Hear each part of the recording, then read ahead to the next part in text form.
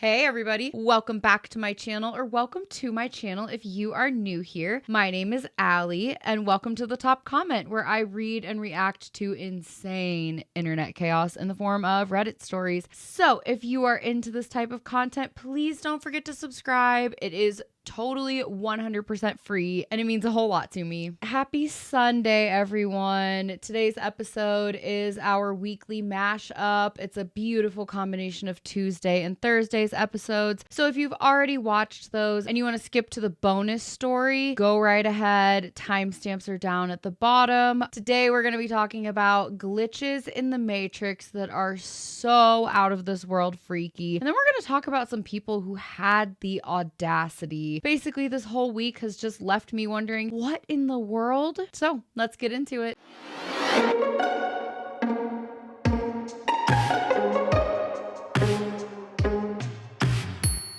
All right, so the title of this first story is A Town That Doesn't Exist. I live in very rural southern Appalachia, and yesterday I was going over to the county next to me to look at a lawnmower. It's an area that I'm very familiar with, although I haven't been to the area in over a year. While on the way, I came upon a town that has never been there before. Now, there is a small community there, and it was by the same name, but this was a full-fledged small town. Had a couple of red lights, a main street with probably 15 to 20 storefronts, everything. I was so taken aback, I stopped in the middle of the road. After a few moments, a car behind me honked, and so I pulled into a parallel spot and got out. Now, the small towns in my area are all the same. Tiny, dingy, and run down. Had a heyday in the 50s and 60s, but have all fallen into despair since. Not this one. Everything was pristine and new looking. Swept sidewalks, shiny windows, and clean bricks. The people I saw were dressed in modern clothes and had the same appearance that most of the people in the area have. Healthy, but weather beaten and aged beyond their years. The vehicles I saw were fairly modern, new to 20 years old, nothing out of the ordinary. I walked into the little restaurant called Cream of the Crop Cafe, and it looked like every other little restaurant in the area. Booths and tables, a bar top with a register, and a kitchen behind it. Some cheesy James Dean and Marilyn Monroe pictures on the walls. I walked up to the girl at the counter and I asked her where I was. I said, "So this is Minneapolis? When did they build all this?" Again, she looked puzzled and said, "I don't know, the 1800s sometime?" I couldn't handle it anymore, so I just left. Got in my truck and went on to look at the lawnmower. On my way back through, about an hour later, there was Minneapolis like it should be. A couple houses and an old general store. No town, no red lights, no cafe, no sidewalks, no nothing. Freaked me out something awful. I've never experienced anything like this, and I'm pretty mundane and boring, and it wasn't a hallucination, I don't think. Everything else was the same. It wasn't a dream, so I don't know. So what you're telling us is you just casually pulled into an off-brand version of the Minneapolis that you know, and everybody's just acting completely normal? Sir, you didn't go to the next county. I think you might have gone through a portal, or maybe you timeline shifted, because that is crazy. I spent the last almost 7 years of my life living in the middle of nowhere, Colorado. Like, I literally lived in Crestone. If you know, you know. And if you do know and you want me to drop a whole story on my experience there, leave me a comment, because I could tell you stuff that would absolutely make your head spin. I think if that had happened to me, I would have gotten in my truck, I would have saged, I would have turned around, and I would have just gone home. I would have not even gone to look at the lawnmower. I probably just would have bailed, because that is crazy. That's totally weird. The one thing I do know about like small towns and locals is that they know everything everywhere. It is truly a community of people who they all talk, they all communicate through. In my experience, Facebook was the big thing out here in,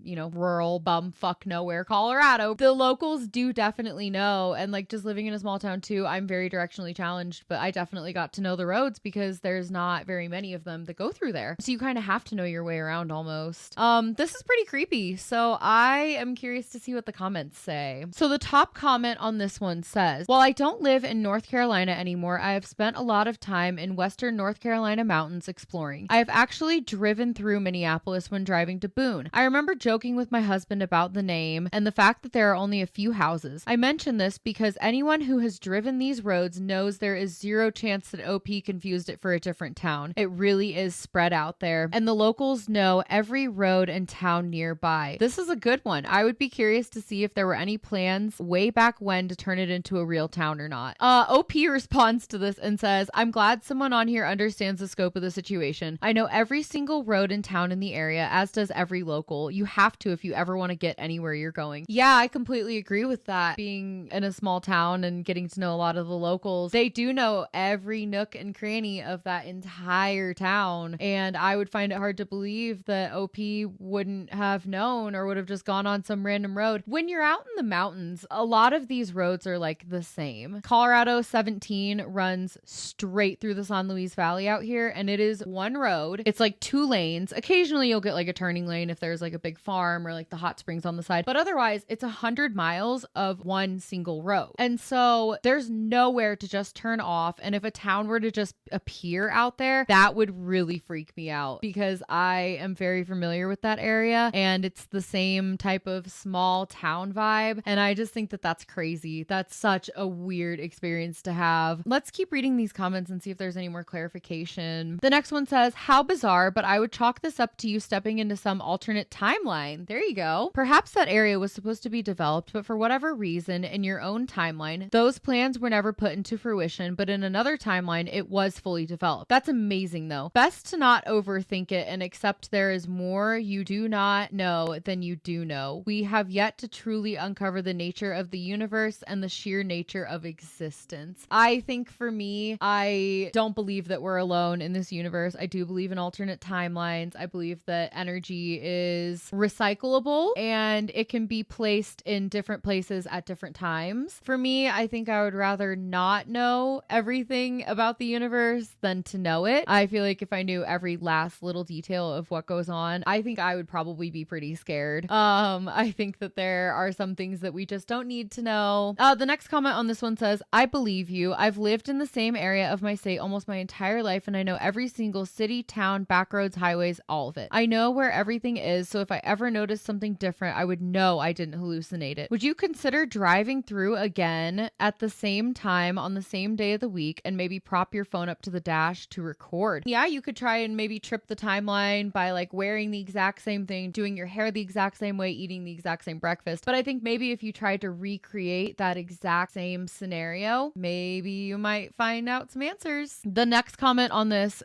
says, this happened to me and my partner 13 years ago. The only difference was that the place we drove into was an old-fashioned town, like we had gone back in time. I actually posted it on this sub on an old account. We were getting coffee early in the morning and we suddenly found ourselves on a street we weren't familiar with, which just simply wasn't possible as we were only about a mile away from where we lived at the time and we both knew all of the surrounding streets and the areas like the back of our hands. The street was so charming and cheery that it came across as uncanny. There was a row of impossibly perfect houses on a hill with a long flat top. Each house had a bright door differing in color to the next, and fastened on the wall on either side of every door were beautiful hanging baskets filled with such gorgeous floral displays that they didn't even look real. A white horse and its fowl came onto the street. They played together seemingly in slow motion. Yeah, cheesy, I know. And despite cars going to and fro, nobody was acknowledging these two incredible animals. Everyone was just going about their day. Suddenly, the world's happiest milkman appeared like he was wearing the old style white coat and cap I hadn't seen since I was a kid, and he was beaming with a smile the entire time my eyes were on him. Me and my partner thought he was going to acknowledge the horses, but he didn't, despite them literally running all around him and past him back and forth. It didn't really add up as he didn't flinch once, even though these two horses had just gotten quite close to him several times. He just kept smiling. The sun was drenching this whole scene in oversaturated golden hour light, and me and my partner actually questioned if we had crashed the car and died. The way I'm describing it just isn't doing it justice. We never noticed whether the cars that were going by were old or modern, even though we were both looking in car windows to see if anyone else was acknowledging the horses, which, as I said, they weren't. And then after what seemed like quite a few minutes, we pulled off the street and went home. We have tried to find the street many times since. It doesn't exist. Wow, that's wild. To this very day, we have not one idea of what happened that morning. It sounds to me like you stepped into a coloring book page of a Lisa Frank book. It's very much giving doing that whole like 90s rainbow vibe aesthetic. I think you did a great job painting a picture of what this is like. I have the perfect mental image. But that's really weird and really unexplainable. As I was scrolling through the comments of this, I saw that OP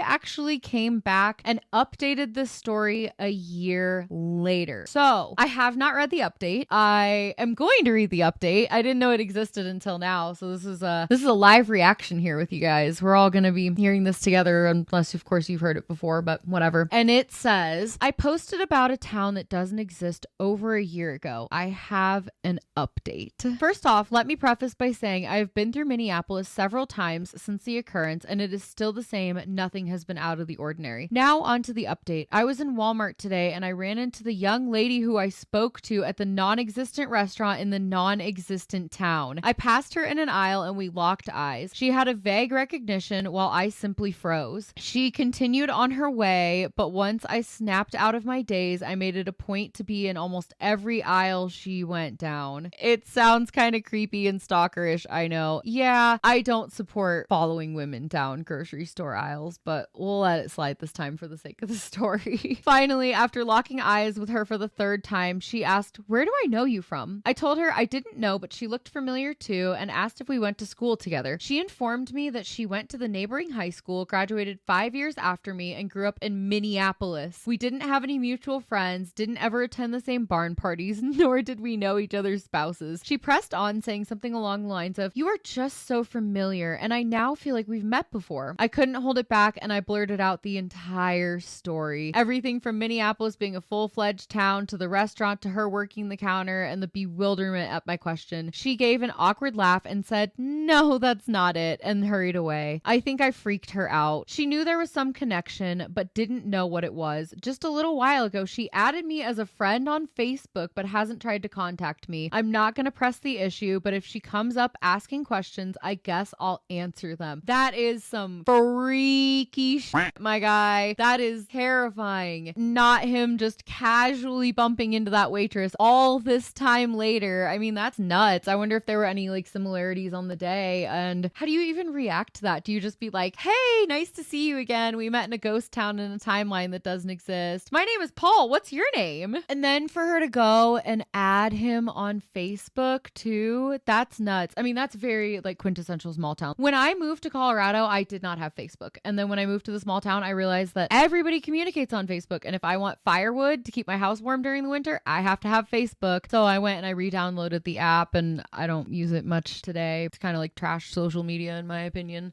Don't come for me, Mark Zuckerberg.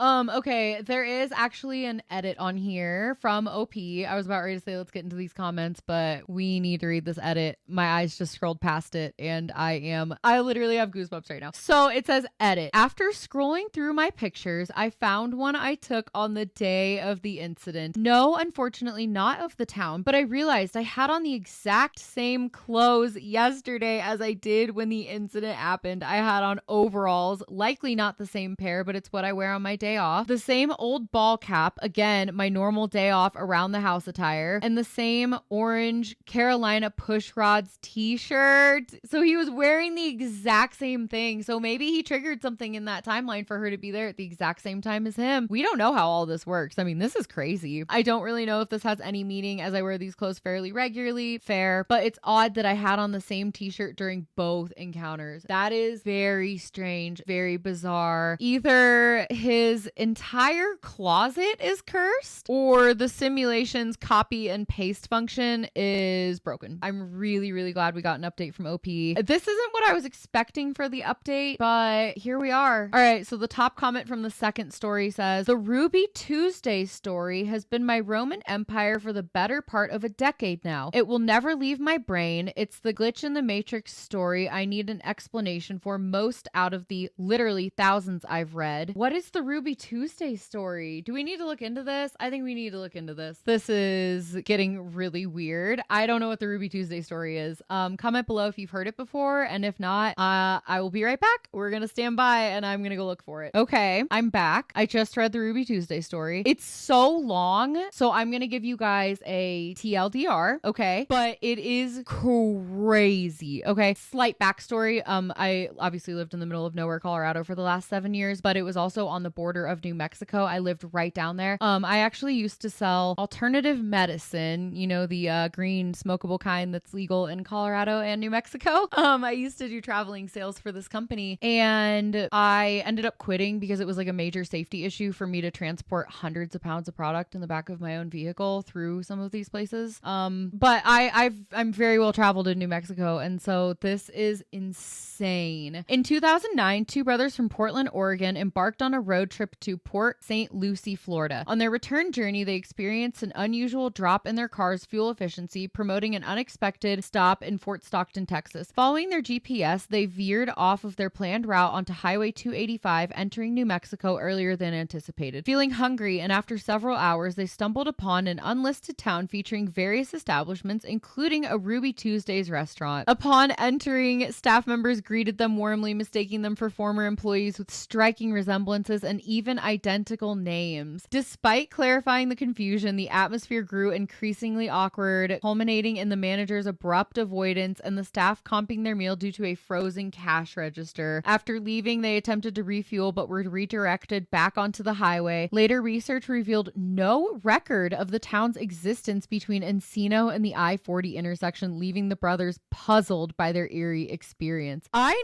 know right where all of that is. There is no Ruby Tuesday out there. You're lucky to even find a gas station in some of these parts. This is just a pro tip for anybody that might be road tripping this summer. Fill up on gas before you go through the small towns. Okay, fill up on gas, especially if you're coming out west. It is few and far between. I mean, you might go, you know, more than 100 miles without seeing a gas station, sometimes even more. So this is really crazy. So just to give you guys reference, Encino, New Mexico has about 50 residents in it. So it is a tiny town. Ruby Tuesdays don't exist in that small of a town. I don't know, alternate timeline hopping, something happening. I'm very curious. Maybe I'll do some more research into the story and I'll give you guys an update or something if I find any more info, but this is all I can find right now. All right, so this next story says, my 5-year-old son broke character and talked to me like an adult. This happened about 2 years ago, and I was so blown away. I took notes and I told my wife about it, so I still have the notes on my phone. My 5-year-old son was a pretty typical boy for his age, always goofing around, never serious, always working some angle to negotiate treats or buying whatever the thing was that he wanted at the top of his list that week. Kids have a selfish worldview, and that's mostly understandable because they haven't matured yet. So when my son asked me to go for a walk with just the two of us, I immediately laughed and thought, okay, what's he going to ask for this time? We start walking, and I ask, what's on your mind, buddy? He said, nothing really. I just want to have some time to be with you and to be peaceful and to be out in nature together. Wow, okay.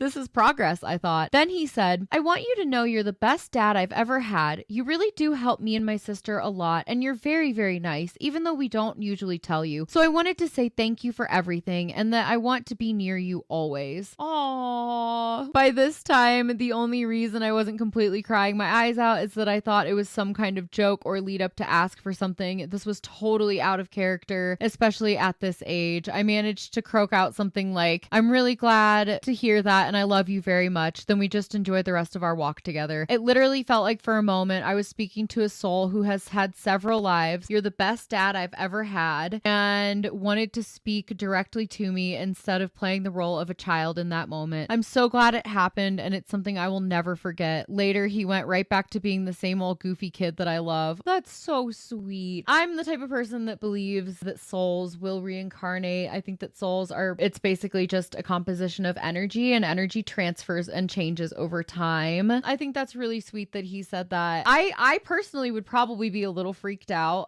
if a child talked to me like that out of character. This isn't actually the first story that I've heard about children just completely saying off the wall adult stuff to their parents. This one's actually more on the mild side, but I think that's really sweet, and it's nice that it's a core memory, and I'm so sure you two are gonna have a good old laugh about it one day when he's older, and you know, you can tell him the crazy thing that he said when he was a kid. The top comment on this says, you're my favorite mummy I've ever had, and I'd like for you to be my mummy again next time, were things my toddler said over and over again to me. He was a fountain of past life stories and weird paranormal encounters at that age, or an extremely imaginative kid, depending depending on how you want to look at it. Not your 5-year-old though, tapping into his past life wisdom like he's been reincarnated 17 times and just once. One peaceful walk before rejoining the chaos of current day. Oh my gosh. What a sweetie. What a cute boy.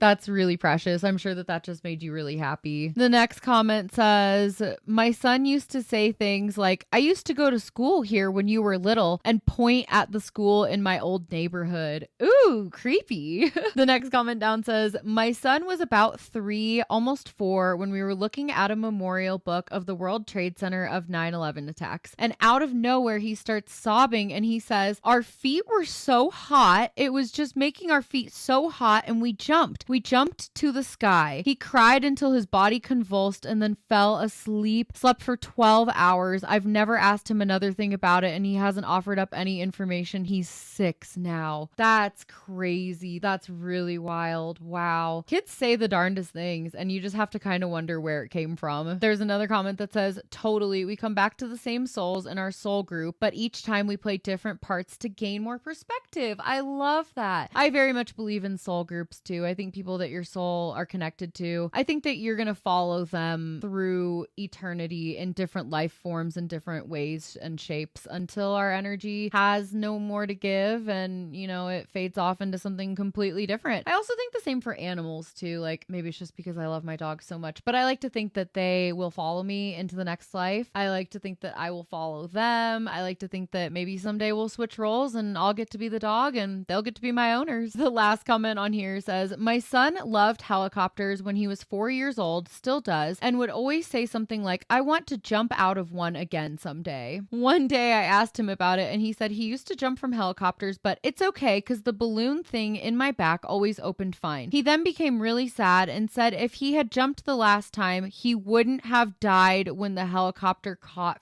fire. Wow. That's wild. A lot of these things that I've read right now, they feel more like memories rather than imagination, but that's just my opinion. Let me know what you guys think in the comments. I also want to know, have you ever had a child speak out of character to you? I'm very interested in this and I would love to know. So let me know in the comments. All right. So this last story is a little bit more of a prank rather than a glitch, but still funny nonetheless. It says, I was someone's glitch in the Matrix. I went out, parked in front of a store, bought a 6-pack of water bottles and went to register too, paid with change. Half an hour later, I remembered I wouldn't be going out anytime soon, so I decided to buy more water bottles and eventually everything happened in the exact same order. I parked in the same exact spot, entered, bought a 6-pack of water bottles, went to register too, same girl working there. I even paid with the exact same amount of change and the exact same coins. She looked at me with a bit of horror and confusion, but couldn't see me smiling underneath my mask. That is so funny. I'm sure she went home and told her friends like the weirdest thing happened today. Although I think if I were in her position, I probably would have,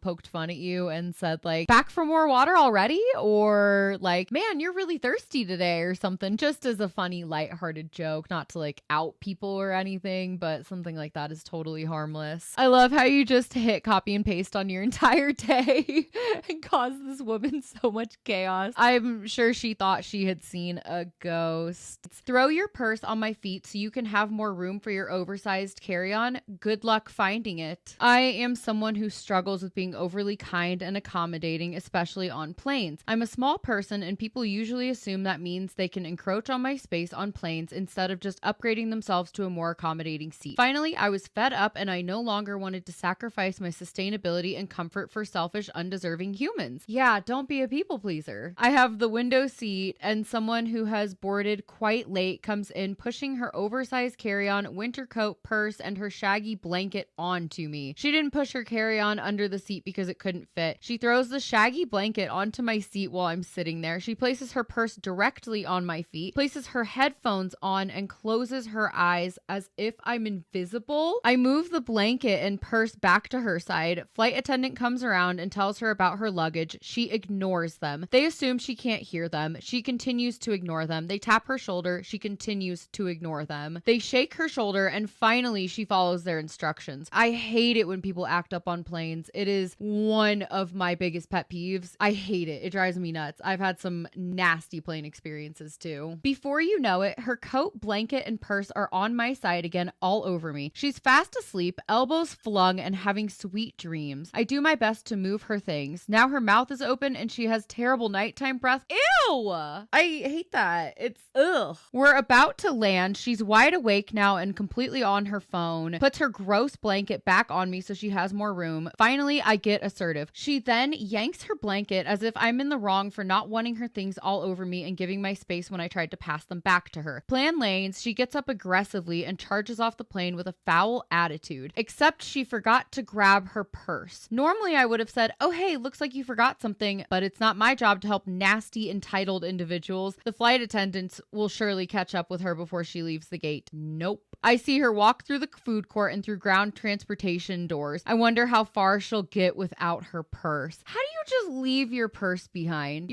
She sounds like she is so stuck in her own head, in her own ways, and just has no care for anybody else in the entire world. Where do you find the audacity to treat people like this? This is absolutely outrageous. Next time, honey, you're never gonna see her again, and it does not matter what she thinks of you. If she is encroaching on your space and clearly being a nasty human, be assertive sooner. This should be a life lesson for you, is to not be a people pleaser. I've been a people pleaser before, not anymore, thanks to therapy. Honestly, for her to leave her purse behind is probably the nicest thing that she did the entire flight. I wonder if maybe her purse held some of her common sense. Probably not. She just sounds like a piece of All right, let's see what some of these comments say. The top comment says, this was a lovely story. Hope the purse gets confiscated and destroyed by airport personnel.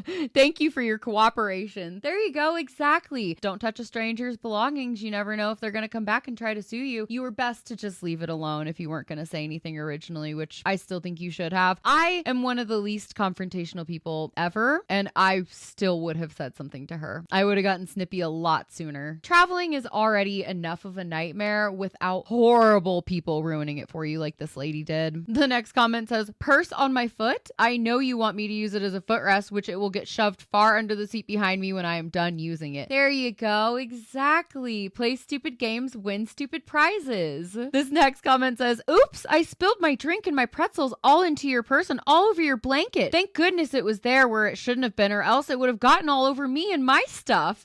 That's so funny. Y'all are petty. I'm here for it. All right. The last comment says, alcoholic drinks like red wine are so expensive on planes, but sometimes you just have to treat yourself. I completely agree. I wish you would have gotten better revenge on her, but I suppose her leaving her purse and then already going through ground transportation, if she already went through those doors, she has to go through security to get back through. Like, there's no getting around it. She can't just call and say, bring me my purse out to the front. The world doesn't work like that, sugar bear. All right, you guys, moving along. Am I the a-hole for telling off a friend when she charged us for dinner? I recently hung out with a group of friends, and one of them is a rather boastful influencer. Oh God. She would talk about her wealth, trips, cars, boyfriends, PR packages, etc. non-stop. Usually the rest of us would listen and not really take offense because she was just rattling about herself. Recently, this friend snagged an extremely rich boyfriend, and she proceeded to move into his multi-million-dollar mansion with him. She was so excited and posted a picture of the pool, jacuzzi, etc. She invited us all to her new house and specifically said, I want to invite you all for dinner at my new house with my boyfriend. The rest of us accepted the invitation and came to the house. All of the wealth she told us about really existed, and her boyfriend was super nice. He didn't stay throughout the dinner as he had paperwork to finish up in his room. Soon it was dinner time. We were all hungry as it was quite a long drive to the mansion, and suddenly my friend took out her phone and says, okay, I'll be ordering food and drinks from a nearby mart. Tell me what you want and I'll get it delivered here. I thought it was strange that she was ordering food instead of having food already prepared for us guests by the numerous maids there. No drinks were served and we had to order them as well. The food came, it was cold, and I just ate and didn't think much of it. The rest of the night was pretty much normal. After we left, the friend proceeded to send us a text of the detailed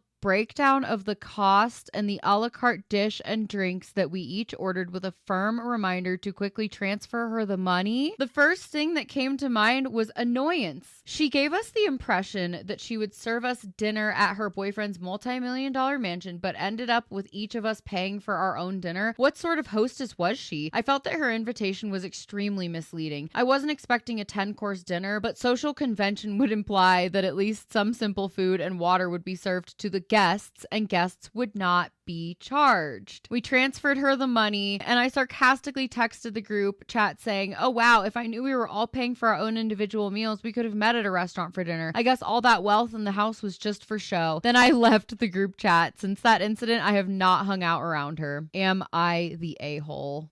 No, but I don't love that you paid her. Why did you pay her? She clearly invited you to dinner, and if you weren't going to be friends with her anyways, you should have just kept your money, girl. You don't pay if somebody invites you to their house for dinner. You literally paid for lukewarm pad thai and terrible company. So no, you're not the a-hole, but get better, friends. You should have just blocked her and never paid her. Clearly, she doesn't need it. All right, babe, you're not the a-hole, but let's see what the comments say. The top comment says, "Not the a-hole. When you are invited for dinner at someone's house, it is assumed you will be served dinner. If the host is ordering out, they should inform you prior that you have to pay for your order." Yeah, exactly. She's under no obligation to cook for you. I mean, I've definitely invited friends over and then we've just ended up door dashing or getting Uber Eats, but I'm not going to sit there and invite you over to my house for dinner with 10 plus people, rack up a huge bill on whatever delivery this was, and then sit there and make you guys pay. That's just cheap. That does not look good. I'm sorry. That really looks bad for whoever this crazy lady is. The next comment says, "I would pay and never talk to her again. Small cost for knowing who she really is. I would advise my friends to do the same. I only say I would pay so that she has zero reason to ever talk to me again. No, you owe me money text, just a clean break. Good luck with your new sad life." I mean, that's fair. However, I would not have paid. I would have just probably sent her the middle finger emoji, blocked her, and never spoken to her again. But I mean, she does kind of sound like the person that might get pressed over $50 from you. So who knows? And the fact that she selfishly sits there and talks about herself too. She sounds gross and you sound better off without her. Honestly, she sounds like an energy soul-sucking leech. Imagine billing your friends over Venmo and then sitting there a year later and saying, "Why don't I have any friends? Where did all my friends go?" I can just see her saying it exactly like that. All right, the last comment says, "Honestly, if I wanted to pay for my own meal, I'd just invite myself to my own kitchen, not the a-hole all the way." Agreed, babe. You're not the a-hole. I mean, do you, I guess. I don't know. You know, maybe if she is a rich influencer, maybe she's got money and lawyers, and you probably don't want to deal with that. So you're probably making the right move by paying her back. I guess. I'm just petty, and I don't like seeing bad people get away with shady, sus things. All right, moving on. So we are going to be judging again. This one says, "Am I the a-hole for finally losing it on my mother-in-law after her criticizing how we raise our kids?" I'm already going to say no unless you're about to come up in here and say that you are a terrible parent. I'm just going to go ahead and say no, but let's find out. All right. I, a 32-year-old woman, have been married to my husband, a 34-year-old man, for 8 years, and we have 2 kids together, a 6-year-old son and a 3-year-old daughter. Ever since our firstborn, my mother-in-law, a 60-year-old woman, has had something to say about everything we do as parents, and not in a helpful, constructive way. We try to be gentle parents. We talk to our kids, help them understand their emotions, and don't believe in yelling or punishments just to assert authority or whatever. Mother-in-law hates this. She constantly says we're raising soft kids and that a good smack never did anyone any harm. Okay, sure. I love gentle parenting, and I think that parents should talk to their kids about emotions and mental health because those are very important things to learn early on. I didn't know that I had anxiety until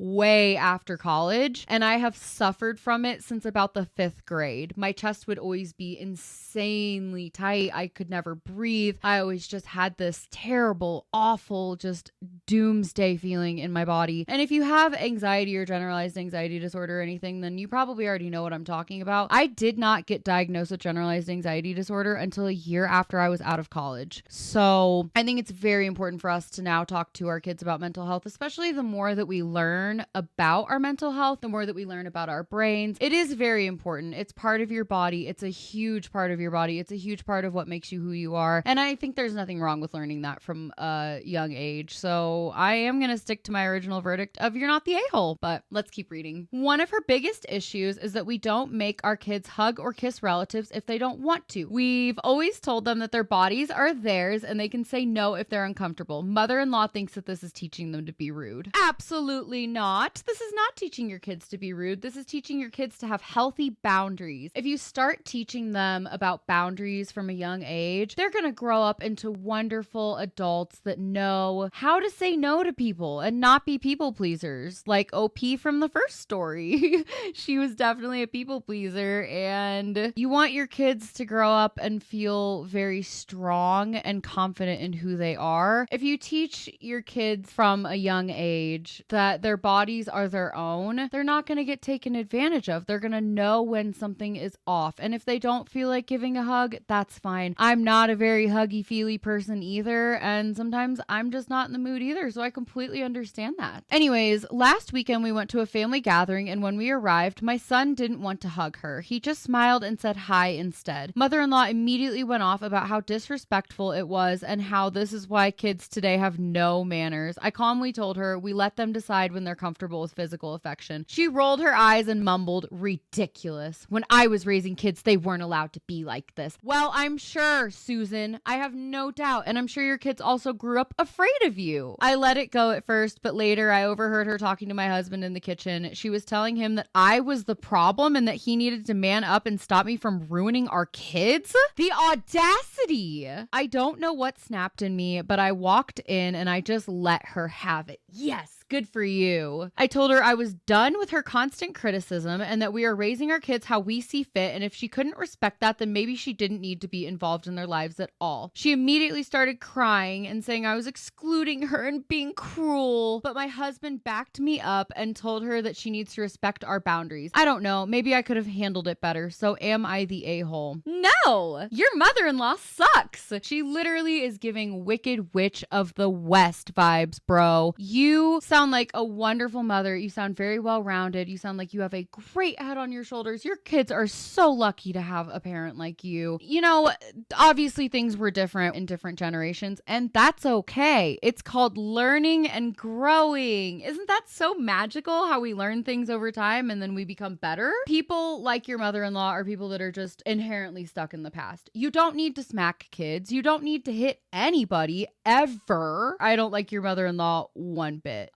Your kids are very lucky to have you. They are going to grow up very successful. They're going to grow up very emotionally intelligent. And we need more emotional intelligence in the world now that we are finally in a point as a society where we can talk about mental health and we can talk about boundaries and we can start these things from a young age without it being taboo. And I think that's wonderful. You are not the a-hole. You keep doing exactly what you're doing. I'm so proud of you. You are raising wonderful children. And you're not the a-hole in any way, shape, or form here. Maybe you should be assertive and you should kick her out of your home and say, this is what it's going to be like if you can't stop criticizing my parenting decisions. She is not their mother. You are. All right, y'all, let's see what some of these comments say. Reddit voted her not the a-hole, obviously. All right, so the top comment says, not the a-hole. Your kids, your rules. Your mother-in-law sounds like a real bitch. I would have to agree. The next comment says, if I had to choose one parenting hill to die on, it would be not forcing your kids to accept unwanted physical contact. 100%. This is so important for their own autonomy, but hopefully so that they will respect that in others. Exactly. It's not only teaching them to be good for themselves, but it is also teaching them how to teach others and how to go out into this world and be a better person so that people that follow them can be better people as well. The next comment says, why haven't you given her a good smack already? After all, according to her, it wouldn't do any harm. Just kidding. But I bet the palms of your hands itch sometimes. I mean, I don't want to condone violence here on this channel, but if you ever need to borrow my sparkly gavel, you let me know, girlfriend. Like, I'm sorry, ma'am. I didn't realize that respecting boundaries was so controversial. Can you explain why that is? Can you explain why you should force a child to hug somebody that they don't want to hug, even if it is a relative? It's not rude. It's the child choosing for themselves. That's one of the earliest choices that they can make in life, is who they have physical contact with. All right. right. The next comment says, you are absolutely not the a-hole. When kids are raised to think that an adult can touch them whenever they want or the child is deemed rude, it teaches the child that they have no bodily autonomy and puts them in a position to be potentially abused. It also teaches children not to trust their gut when an adult is not actually safe. Just because someone is family doesn't mean that they're not potentially toxic. I agree. You never know who's lurking beneath the shadows. All we know are 100% of ourselves, and that's it. We don't know 100% of our neighbors, of our friends, of our family. And unfortunately, some people are really good at hiding who they truly are. Not saying that that's the case here, but I am just saying in general, you should not be forcing your kids to have unwanted physical contact with anybody ever, especially in today's day and age when there are so many predators out there and so many creepy people just waiting and lurking. I mean, kids have such good intuition. They can tell if somebody is not safe by the way that they feel. And if you're forcing them to go through with physical contact with somebody that they might just not feel safe around. Alrighty, the last comment says, not the a-hole. Setting boundaries for your kids and standing up for them isn't cruel. It's good parenting. Your mother-in-law had her turn raising her kids her way. Now it's your turn to do what's best for your family. If she can't respect that, then she's the one creating distance, not you. Good on your husband for backing you up. I agree. I forgot about your husband standing up for you. I think that's amazing. She's very unhinged too for her reactions here. And I completely understand why your kid didn't want to hug her, because she obviously gives off a very hostile vibe. And if she's giving off energy of a smack or two never hurt a kid, yes, it did. There are studies that show that spanking your kids and abusing your kids, it causes problems for them later in life. And I think that we just have to be really gentle with our kids. If we want to raise the next generation right, it starts with us. It starts with people who have kids that are raising them. If they're going to raise them the same way that everybody else has always been raised, we are not going to get anywhere as a society. Everybody is just going to be so messed up. Everybody's going to have trauma, and things are going to continue on the way that they already are right now. And we don't want that. We want to see better for our future. We want to see kids that can stand up for themselves as adults. We want to see kindness passed down. We want to see assertive boundaries passed down. Those are all really important things to have. Look who just decided to join me.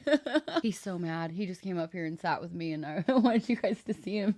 I picked him up and he started growling. No, honey, you're not the a-hole. She just sounds awful. I'm so sorry that you guys have to deal with her. Good for you for standing your ground, and I hope you continue to do that throughout your kids' lives. They are very lucky to have you. This one is titled Bottled Water. About 15 years ago, I worked at an insurance company. The building we leased had awful tap water, so the company had those big water jugs delivered. One of the new hires, Carla, didn't like all of the jugs full/empty filling up on one wall of the break room. Carla is one of those people who complained about literally everything. The office was either too hot or too cold. The work was unfairly distributed, and so forth and so on. So she complained and dropped the number of bottles being delivered every 2 weeks down considerably. So myself and several other staff members started drinking as much water as possible each day. After 1 week, all of the jugs were empty, and with no delivery for another week, all that was left was empty jugs. Boss comes in one day for a fill up, no water. He asks where all the full jugs are, and I say to him that Carla doesn't like having a stack of water jugs and wants less delivered. Carla never complained again. Carla sure has some audacity. I'm a fridge water person. I will not drink tap water. You will not catch me drinking tap water ever under any circumstance. So this really irritates me. What are you supposed to do during the day if there's no water and the tap water is nasty? If the tap water is gross, don't drink it. If it's funky or it smells weird or it's weird colored, do not put that in your body.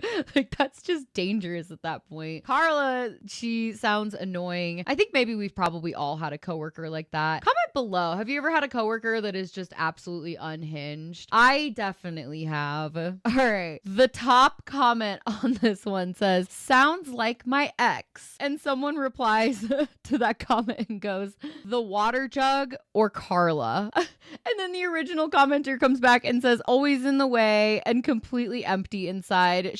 That doesn't really narrow it down much. The last comment says, Carla sounds like the type of person to ask why there's a pancake in the silverware drawer when you should be asking why there's silverware in the pancake drawer. Yeah, she sounds like a complete drag. I mean, the audacity that she had to even sit there and mess with everybody else's water supply. That's just weird. That's just weird audacity. I don't like her. Anyways, I hope you guys enjoyed today's episode. Tell me below who had the biggest audacity of all these people. For me, I kind of think it was Carla. I'm very bothered by her stealing the water like that and not ordering more for an entire office. That really rubs me the wrong way. I'm a huge water drinker and I just don't like her. Carla. Maybe I'll start using that as a name here for somebody that just sounds absolutely awful. Carla. All right, you guys, we only have time for one bonus story today. I am so sorry. I am dog shit tired. So I'm very sorry. And I'm also sorry to say that we're not going to have an episode on Tuesday this week. We'll just have one on Thursday and then I'll do something special for Sunday, but we'll see you then. My daughter took a bite out of her toasted bread, and when she went to take a second bite, there was no missing toast. This morning, I was driving my daughter to school. She often eats toast on the journey in the car if she doesn't have time to eat a full breakfast before we leave. I toasted the bread this morning, buttered it, put it on a plate, and gave it to her as we left our home. In the car, I saw her take a bite of the toast and could see she was eating it as we were talking while driving. About 15 to 20 seconds later, after the first bite, she went to take a second bite and the toast had no bite marks. None of the bread was missing. She showed me this and I could see the toast was exactly as it was when I made it before we left. Even more interesting, she swallowed half of the toast, but the other half was in her mouth still, and she opened her mouth to show me. We were both puzzled and surprised by the experience. We both saw her take a bite. She still had toast in her mouth, and when we spotted that there was no missing bread or bite mark in the toast, we examined the toast and the bread and could not see any bite marks or missing bread at all. I am not joking. Only explanation is that my daughter decided to play a prank on me, but she seemed very surprised and shocked by it as well. She either pulled a great prank on me or we both experienced a glitch in the matrix together. Wow, that's crazy. I'm really sure that did take her by surprise, especially if she still had the other piece in her mouth. That's pretty trippy. I mean, that would be a pretty elaborate prank to pull. I'm not sure how old she is, but all right, we're gonna jump right into the comments. The top comment says, think of all the money you're saving on groceries. Yeah, very fair. I mean, if I could just take a bite of a pizza and have it replenish itself, you'd have pizza for life. The next one says,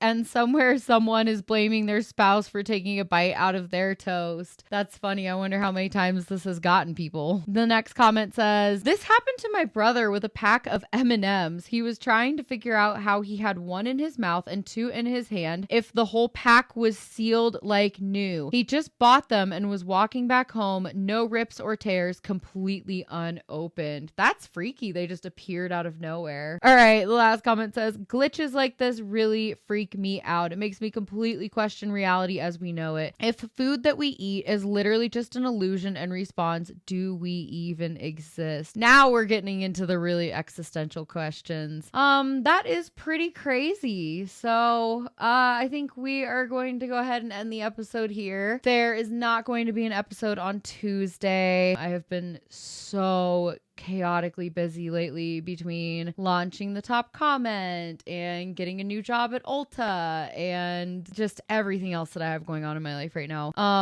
So yeah, I love you guys. Thank you for being here. Don't forget to subscribe. Comment below. I want to know what your favorite story was. Love you guys. I will see you on Thursday for the next one. Bye.